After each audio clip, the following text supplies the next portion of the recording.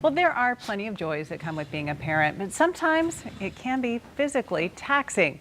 And here today to tell us about how to get back to your pre-pregnancy look is Dr. Michael Kim. Dr. Kim, thanks so much for being with us today. Thank you. So getting back to that pre-pregnancy body is always a challenge for most ladies. Right. I think if you're young, like in your 20s, early 20s, Right. and you have kids and everything gets stretched out, your elasticity of your skin is very good, so often it'll just come right back. Sure. But once you hit probably in your 30s or 40s, when the skin gets stretched out, pregnancy, the breasts get big and they get stretched out. After the kids and everything deflates, often you're left with a lot of extra skin, both in the stomach and the breasts. So what is the best way to address all of that extra skin?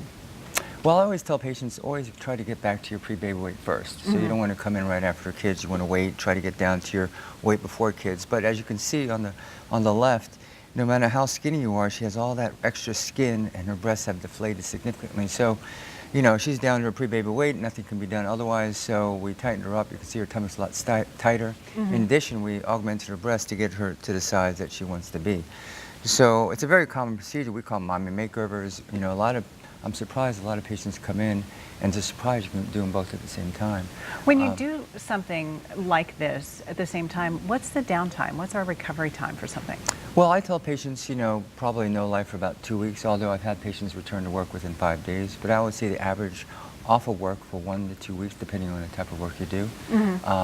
And no working out or heavy exercise for at least 6 weeks.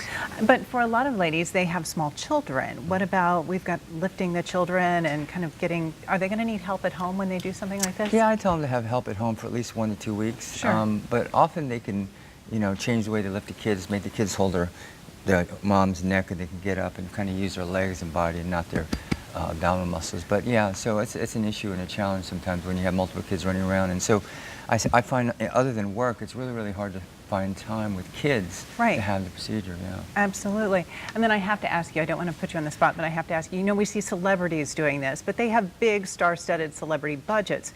Is this something that, the average mom can work into her budget?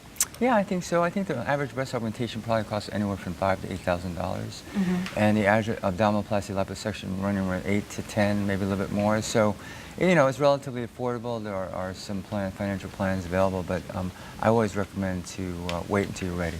Wait until you're ready. Great advice, Dr. Kim. Thanks so much. We appreciate it. We'll be right back after this.